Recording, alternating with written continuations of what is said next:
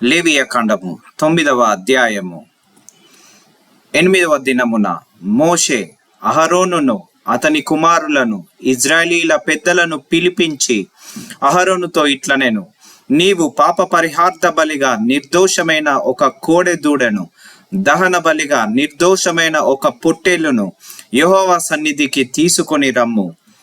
మరియు నీవు ఇజ్రాయేలీలతో మీరు యెహోవా సన్నిధిని బలి నర్పించున్నట్లు పాప పరిహార్థ బలిగా నిర్దోషమైన మేక పిల్లను, దహన బలిగా నిర్దోషమైన ఏడాది దూడను, గొర్రె పిల్లను, సమాధాన బలిగా కోడెను, పొట్టేలును, నూనె కలిపిన నైవేద్యమును తీసుకొని రండి. నేను యెహోవా మీకు కనబడును అని చెప్పుము. మోషే ఆజ్ఞాపించిన వాటిని వారు ప్రత్యక్షపు గుడారము నెదుటికి తీసుకొని వచ్చిరి. సమాజమంతయు దగ్గరకు వచ్చి యెహోవా సన్నిధిని నిలువగా, మోషే, మీరు చేయవలెనని యెహోవా ఆజ్ఞాపించినది ఇదే, అట్లు చేయుడి, అప్పుడు యెహోవా మహిమ మీకు కనబడుననెను.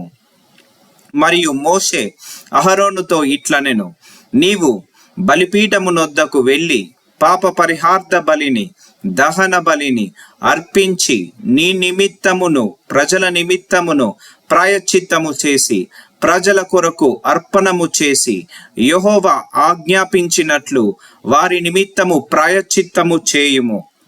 కాబట్టి అహరోను బలిపీఠము దగ్గరికి వెళ్ళి తన కొరకు పాప పరిహార్థ బలిగా ఒక దూడను వధించెను. అహరోను కుమారులు దాని రక్తమును అతని యొద్దకు తేగ, అతడు ఆ రక్తములో తన వ్రేలు ముంచి బలిపీఠపు కొమ్ముల మీద దాన్ని చమిరి బలిపీఠము అడుగున ఆ రక్తమును, దాని కొవ్వును, మూత్ర గ్రంథులను, కాలేజము మీది వపును బలిపీఠము మీద దహించెను. అట్లు యెహోవా మోషేకు ఆజ్ఞాపించెను. దాని మాంసమును, చర్మమును పాలెము వెలుపల అగ్నితో కాల్చివేసెను. అప్పుడతడు దహన బలి పశువును వధించెను.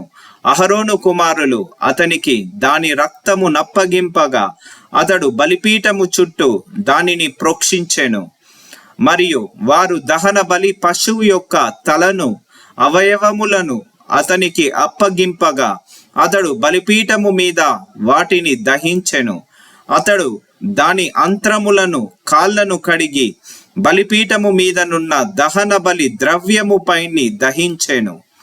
అతడు ప్రజల అర్పణమును తీసుకొని వచ్చి ప్రజలు అర్పించు పాప పరిహార్థ బలియగు మేకను తీసుకొని వధించి మొదటి దాని వలె దీనిని పాప పరిహార్థ బలిగా అర్పించెను. అప్పుడతడు దహన బలి పశువును తీసుకొని వీధి చొప్పున దానిని అర్పించెను. అప్పుడతడు నైవేద్యమును తెచ్చి దానిలో నుండి చేరడు తీసి ప్రాతకాలమందు చేసిన దహన బలి గాక బలిపీఠము మీద తీసిన దానిని దహించెను.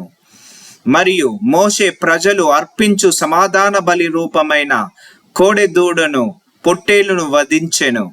అహరోను కుమారులు దాని రక్తమును అతనికి అప్పగింపగా అతడు బలిపీఠము చుట్టూ దానిని ప్రోక్షించెను.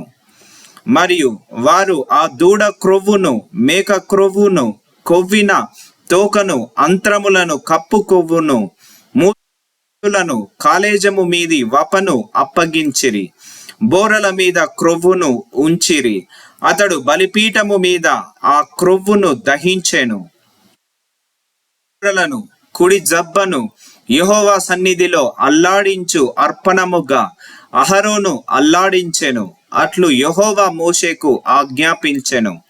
అప్పుడు అహరోను పాప పరిహార్థ బలిని, దహన బలిని, సమాధాన బలిని అర్పించి ప్రజల వైపునకు తన చేతులెత్తి వారిని దీవించిన తర్వాత దిగి వచ్చెను. మోషే అహరోనులు ప్రత్యక్షపు గుడారములోనికి పోయి వెలుపలికి వచ్చి ప్రజలను దీవింపగా యెహోవా మహిమ ప్రజలకందరికీ కనబడెను. యెహోవా సన్నిధి నుండి అగ్ని బయలు వెళ్ళి బలిపీఠము మీదనున్న దహన బలి ద్రవ్యమును, క్రొవ్వును కాల్చివేసెను. ప్రజలందరూ దానిని చూచి ఉత్సాహ ధ్వని చేసి సాగిలపడిరి.